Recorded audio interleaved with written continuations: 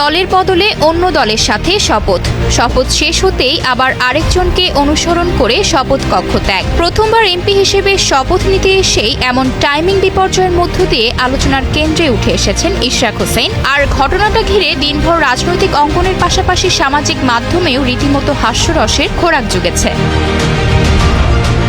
ঘটনা শুরু বেলা 11:15টায়, যখন বিএনপির নির্বাচিত সংসদ সদস্যরা প্রধান নির্বাচন কমিশনার এম নাসির উদ্দিনের কাছে শপথ নিচ্ছিলেন। কিন্তু সেই মাহেন্দ্রক্ষণে পৌঁছাতে পারেননি ইশরাক হোসেন। নির্ধারিত সময়ের চেয়ে কিছুটা দেরিতে পৌঁছানোয় তিনি নিজের দলের সঙ্গে শপথ নেওয়ার সুযোগ হারান। ফলস্বরূপ বেলা 12:30টার দিকে তাকে জামায়াত ও স্বতন্ত্র সংসদ সদস্যদের সঙ্গে শপথের কাতারে দাঁড়াতে হয়। সামাজিক যোগাযোগ মাধ্যমে এই ঘটনা ছড়িয়ে পড়তে নেটিজেনরা তাকে লেট লতিফ খেতাব দিতে দেরি করেননি। বিশেষ করে যখন 60 বয়সের সাবেক শিক্ষামন্ত্রী ও বর্তমান সরকারের নবনিযুক্ত মন্ত্রী এহসানুল হক মিলনকে শপথ অনুষ্ঠানে পৌঁছাতে রীতিমতো দৌড়াতে এবং লাফ দিয়ে ভেতরে প্রবেশ করতে দেখা গেছে, সেখানে ইশরাকের এই দেরিতে আগমন বেশ হাস্যরসেরই খোরাক জুগিয়েছে।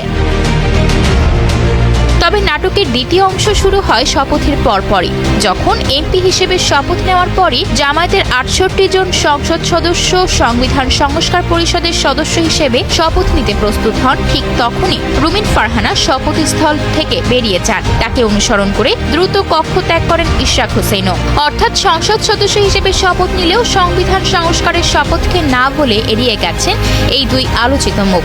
জামায়াত সদস্যরা যখন সংবিধানে সই করতে ব্যস্ত, তখন ইশরাক ও রুমিন ফারহানা ততক্ষণে শপথস্থলের বাইরে।